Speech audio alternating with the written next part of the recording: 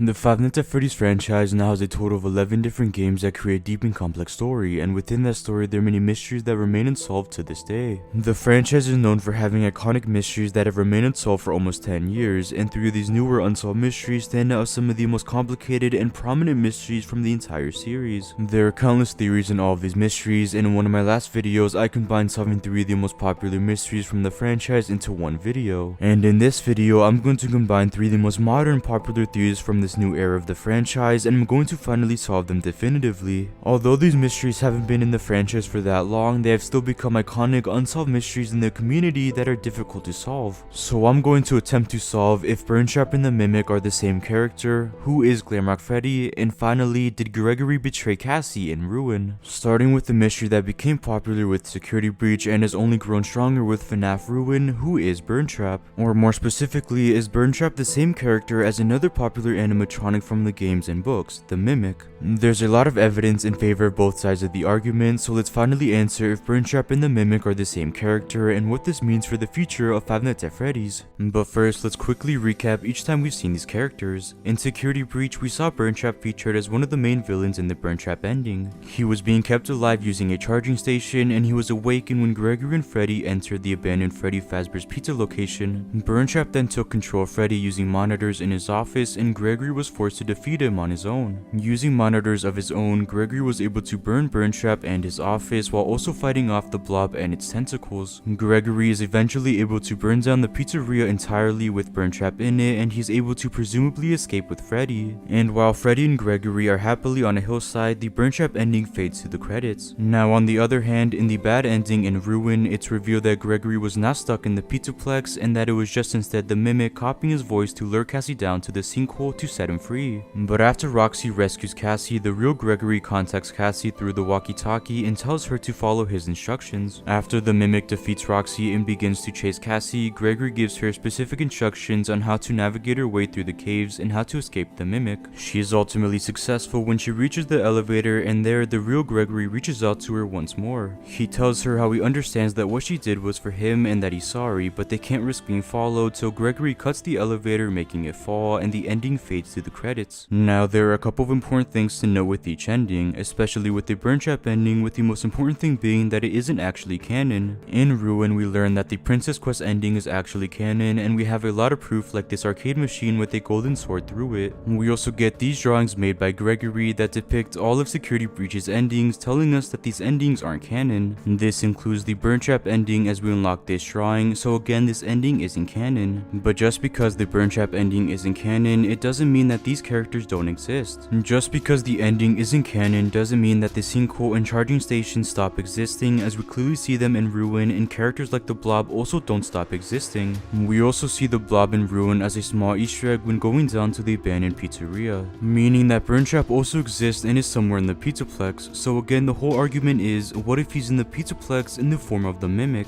Now when tackling a question as complex as this one, I think the easiest place to start is by simply looking deep into both of their designs. At the surface, when comparing them side by side, there doesn't seem to be a single similarity at all, but when we start to look deeper, that's when the similarities are obvious. When looking at their legs, they're somewhat similar. Both of the left feet have a different foot than the right one, and both of their left feet only have 3 toes. Both of their left hands have 5 fingers, and their necks are also slightly similar. And finally, they both have a similar pose where their left arm is raised but their wrist is flat. But at the same time, they have many differences. The shape and sizes of their torsos do not match at all. Burntrap's right hand has 5 fingers, while the Mimic's right hand only has 4 fingers. The shape of their heads are also drastically different, and of course Burntrap has pieces of flesh around his body and a human-like jaw with human-like teeth. And the Mimic has none of these, as he doesn't have flesh around his body and he has animatronic-like teeth. And finally, Burntrap has purple eyes while the Mimic has orange eyes, so really they do have more differences than similarities, but the fact that their left arms and legs are so similar must mean something. But what would explain all of the differences? Well, the best way I can explain it is to look at Springtrap and Scraptrap's design. They are supposed to be the exact same character, but they have many differences. Their bodies don't match, with Scraptrap's body being more withered and skinnier. They also have different eyes, with Scraptrap only having one eye and it being silver. And of course their heads are very different, as we can see Scraptrap's skull and his jaw is much wider. But the reason they're so different is because of the fire at Fazbear's Fright. So what if, because of the earthquake that destroyed the Pizzaplex and because of all the damage done to the structure, Burntrap's design drastically change to the Mimic's design. This would make them the exact same character, but really this argument could go both ways, and I don't think we can make a final decision based on just their designs. So what if we instead look at their roles in each game and look how each character functions? In Security Breach, Burntrap is trying to take control of Freddy, and we can assume he already has control of the other animatronics. We assume he's doing this as it's actually Willie Mafton coming back in the form of Burntrap to take back his life and power. The Mimic has similar motives where he's doing everything in his power to become free and presumably escape the Pizzaplex. Now why he exactly wants to escape so bad isn't necessarily clear. But if it's true that the Mimic is actually Glitchtrap, that just means that the Mimic is trying to copy Willie Mafton and his actions, and the Mimic would just be another way that Willie Mafton could return, making the Mimic's and Burntrap's motives almost identical.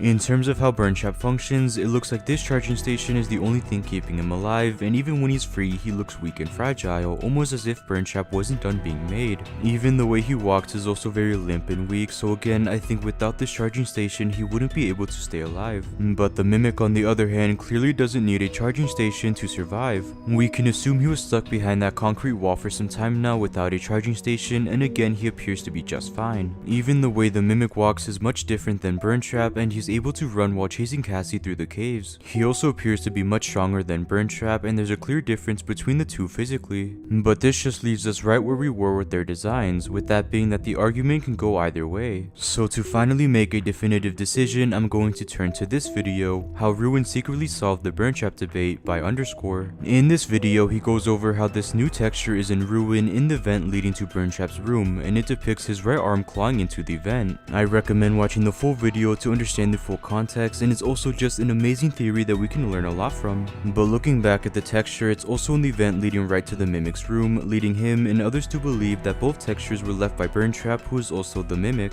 The reason the second claw mark is even there is because the Mimic left it there when he was trapped by Vanessa and Gregory. Although I like this idea, I actually think it means the opposite. The reason that they're the exact same textures to mislead us, but one was left by Burntrap while the other one was left by the Mimic, making these two different claw marks that were left by two different animatronics. Which also leads me to my definitive answer, being that Burntrap and the Mimic are two different animatronics and are not the same villain. Alongside this claw mark in the vent leading to Burntrap's office, we also see this purple glow effect in the vent, and I think this is Burntrap leaving behind a trail. This purple trail is found nowhere else in the game, and this includes the vent leading to the Mimic's room. If they were the same animatronic, wouldn't we see a purple glow effect in either the vent or room, signifying that the Mimic is actually Burntrap?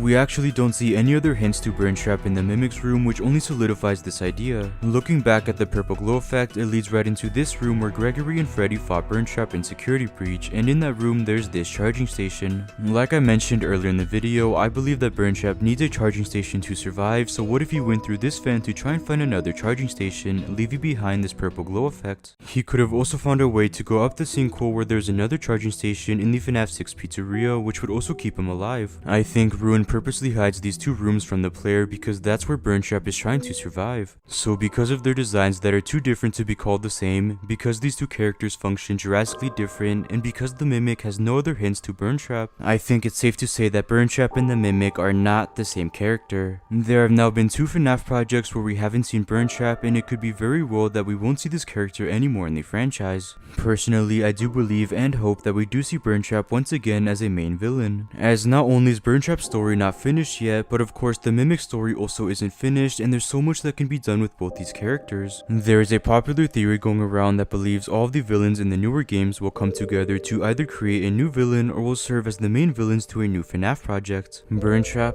the Blob, and the Mimic are all still down in the Pizzaplex, and their stories could be continued as the main villains in a new FNAF game. Moving on to a mystery that was primarily in FNAF Security Breach, let's look at one of the franchise's most popular characters, Glamrock Freddy. Glamrock Freddy has grown to be one of the most beloved characters from the entire series, but one of the biggest mysteries around this character is who is he? It's not clear if he's possessed by a soul or what exactly makes him so different, so let's answer who he is by going over a solution that I haven't seen many people go over, with that solution connecting him to Golden Freddy. So who is Glamrock Freddy? First, here's why I don't think the crying child can be the same person as Gregory. Besides their similar designs that aren't close enough to make a definitive decision, their characters are nothing alike. In FNAF 4, the crying child was a kid who was terrified of the animatronics. In multiple minigames, we would see him try to do everything in his power to avoid the animatronics, but when he couldn't, he would break down and begin to cry, hence the name. Even when Michael and his friends threw him into the mouth of Fredbear, he was obviously crying, and again, he was always always scared of these animatronics.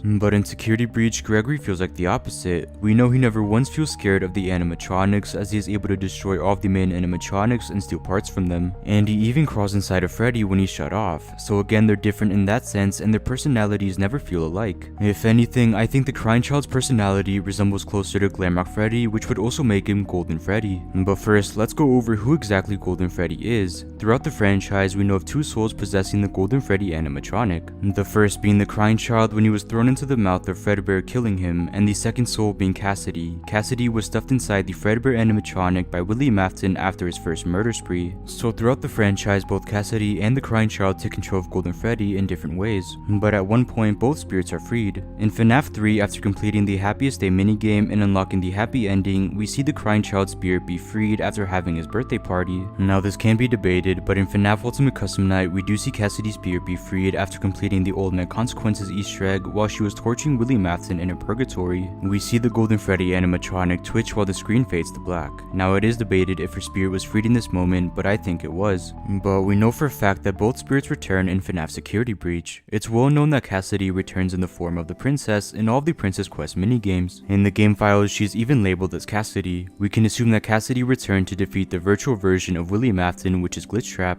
But if Cassidy is stopping the virtual version of William Afton, then who's stopping the physical version of him, which we know is Burntrap? Well, this is where I think the Crying Child comes into play. Now I'm sure that you may be thinking that it would be impossible for the Crying Child to return since his spirit was freed back in Fnaf 3, and this would be true except for one minor detail. In the same ending, we also see the puppet spirit be freed as their mask falls down alongside the other spirits. But we see the puppet in later parts of the timeline, like in Fnaf 6 in the form of Lefty, and there are some theories that we even see the puppet in Security Breach as we see Nightmare Puppet plushies throughout the Pizzaplex. So this proves that although souls can be freed from an animatronic, it is still possible that they could return in some way. So what if Golden Freddy or the Crying Child returns in Fnaf Security Breach to stop the physical version of William Afton? Now that may seem far-stretched, but the evidence is right there in the form of parallels. The first being Glamrock Freddy's personality. At first, I thought it resembled the personality of Michael Afton, and for the most part, it does. But I strongly believe that Michael is still alive and living in the Pizzaplex like I discussed in this video. But Freddy's personality does still resemble that of the Crying Child's. Throughout the game, Freddy never wants to hurt anyone and does everything in his power to avoid conflict. When he first finds Gregory in his stomach, he points out the fact how they should avoid coming in contact with Vanessa, and throughout the game, he almost seems scared of her and the idea of being caught by her. He also never wants to hurt any of the other animatronics, and he even disagrees with Gregory when he brings up the idea. So overall, his personality feels more timid and fearful, which resembles the Crying Child more than Michael. And when Freddy brings Gregory to the first aid station, he tells him this.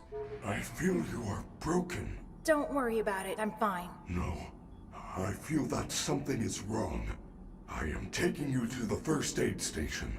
This is a direct reference to what we know William told the Crying Child in the hospital. He tells him, "You are broken." It's a direct parallel to Fnaf 4, but this time the Crying Child is saying it to Gregory. But moving on to another direct parallel we see is the fact that Freddy loses his head in the canon ending. Now obviously the Crying Child doesn't actually lose his head to Fredbear, but every other time the Crying Child is referenced, he is missing his head. Like above the sticky note room where we see the staff bots representing each member of the Afton family, and for the Crying Child, the staff bot is missing their head. So again, I think Freddy missing his head is a parallel to the Crying Child. And in Ruin, we see yet again another parallel. The only time we encounter Glamrock Freddy in Ruin, he has a completely different design. Not only is he missing his head, but he has a hole in his chest making a mouth. And what other animatronic in the entire franchise has a similar design with their stomach being a mouth? That's right, Nightmare Fredbear, who is also Golden Freddy, who of course is the Crying Child. His stomach even opens up making a mouth, so again, I think this design choice is to tell us that Glamrock Freddy is the Crying Child.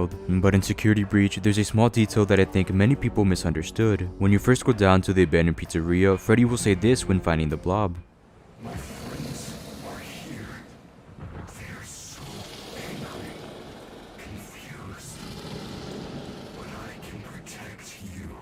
I am not me. Now, there are many theories to what this line was referring to, but I think it was about the crying child referring to his friend's souls or agony that were now stuck inside of the blob. We know that the blob was created using parts of endoskeletons and parts from animatronics from the special delivery service. This is why we see characters like Chico or Bonnie, even though their original versions have already been destroyed. The blob is also fueled by agony, which is a substance that is fueled by pure hatred and rage, so the agony inside the blob comes from the souls of the children who still have hatred for William Afton, who we already know came back in the form of Burntrap. So when William came back, so did the souls of these children in the form of agony inside the blob. So I think that the crying child can feel the agony of his friends who were other animatronics, which is why he says they are angry and confused. And again, this is just more evidence that the crying child is Glamrock Freddy. So with all of that said, I think the crying child's soul came back and possessed Glamrock Freddy after the Pizzaplex had already been built and after William Afton had returned as Burntrap. The crying child returns to stop his father and to protect Gregory. Unlike the way he was protected, he has a chance to stop history from repeating itself by having someone else injured by these animatronics. And that's why he speaks to Gregory the same way William did, as he's now acting like a father figure for him. But eventually, Freddy loses his head in the same sense the crying child did, and in Ruin, Glamrock Freddy becomes the crying child's worst nightmare, which was Nightmare Fredbear. But this is just a theory. Finally, let's go over a mystery that has completely divided the community. Did the real Gregory betray Cassie in Five Nights at Freddy's Ruin? It's heavily debated if the Mimic or Gregory betrayed Cassie, as there's a lot of evidence for both sides, and this is arguably the most crucial and important mystery out of the three, as this answer will most likely be carried on to the next couple of Fnaf games. So let's finally answer one of the most complicated and compelling mysteries from the modern Fnaf era: who betrayed Cassie? For a quick recap, in the bad ending, it's revealed that Gregory was not stuck in the Pizzaplex and that it was instead the Mimic copying his voice to lure Cassie down to the sinkhole to set him free. But after Roxy rescues Cassie, the real Gregory contacts Cassie through the walkie-talkie and tells her to follow his instructions. After the Mimic defeats Roxy and begins to chase Cassie, Gregory gives her specific instructions on how to navigate her way through the caves and how to escape the Mimic. She is ultimately successful when she reaches the elevator, and there the real Gregory reaches out to her once more. The Nexus security program was designed to keep it hidden, but you shut down the security, and now it's free. It's not your fault. I know you did it for me, to save me, but we can't risk being followed. I'm sorry. Gregory? No!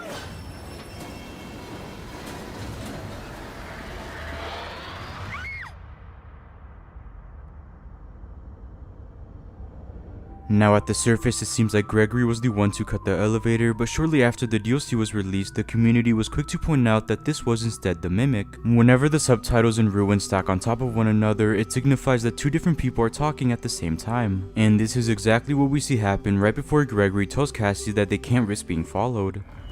It's not your fault. I know you did it for me, to save me.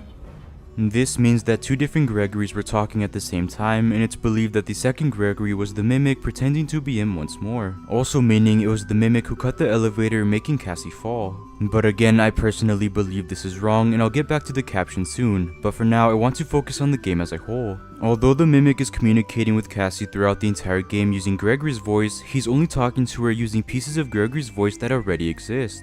For example, when the Mimic first introduced himself, he uses the exact same line and stutters that Gregory uses when he's first inside Freddy's room. Gregory? I'm Gregory. Your guest profile is unknown to me. Who are you? I'm Gregory. Gregory. And this is the same throughout most of the story. That's why it almost seems unnatural the way Gregory is speaking, since it's actually just different parts of sentences morphed together to create a new one. But when the real Gregory is talking, this isn't the case, and we actually hear new dialogue that wasn't in Security Breach. Really, you. I've been trying to reach you all night. I'm not at the pizza place. Something's trying to trick you.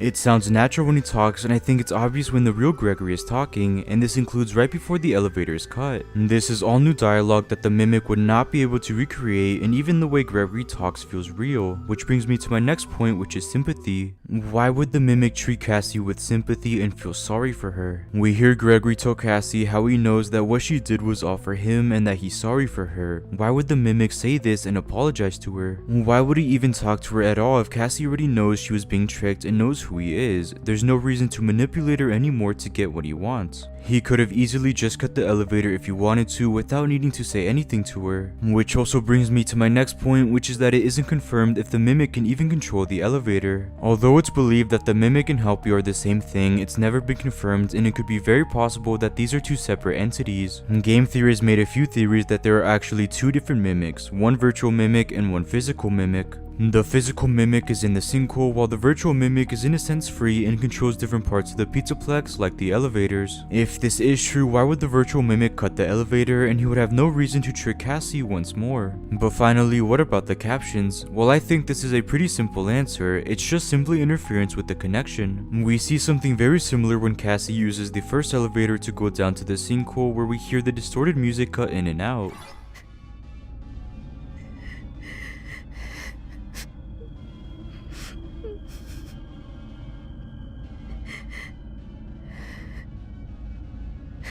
So it would make sense that Gregory's microphone would cut out as the elevator went higher, which is why we heard the microphone interference. So this wasn't two Gregorys talking at the same time, it was just interference with the microphone. And overall, Gregory's actions match his actions in Security Breach. He destroyed all of the animatronics willingly just so he could upgrade Freddy, and he does all of this against Freddy's wishes. He isn't necessarily trying to survive in these moments, and he's just destroying them. So is it really that hard to believe that he would betray Cassie to ensure the Mimic doesn't escape? There's even more evidence that I haven't discussed that comes from the GGY story from the Tales from the Pizzaplex novels, but I'll save that for another video. So it just doesn't seem that out of character for him, and using all of the evidence I discussed, I think we can prove that Gregory was the one who cut the elevator. So with all that said, because the last segment is entirely new dialogue, because it's not confirmed that the Mimic can control the elevators, and because of Gregory's actions in Security Breach, I think it's safe to say that Gregory did betray Cassie in Five Nights at Freddy's ruin. So with all that said, Burntrap and the Mimic are not the same character, as they are two different animatronics who are still in the sinkhole after the events of Ruin.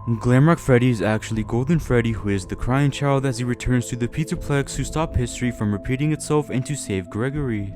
The real Gregory did betray Cassie in Ruin, as his voice lines in the elevator are completely new that the Mimic would not be able to recreate. And the Mimic would have no reason to manipulate Cassie since she already knows the truth about him and his actions. And with that, these are 3 answers to 3 of the biggest modern mysteries from the Fnaf franchise. I hope you guys enjoyed this video where I combined my 3 answers to the biggest modern mysteries in the Fnaf franchise. So what do you guys think? Are these 3 the most iconic mysteries from this new era of Fnaf, or are there more mysteries that you guys would consider more iconic? And what do you guys think of these answers? So feel free to comment down below if Burntrap and the Mimic are the same character, who is Glamrock Freddy, and if the real Gregory betrayed Cassie. So make sure to like and subscribe for more content like this, and thank you guys so much for watching.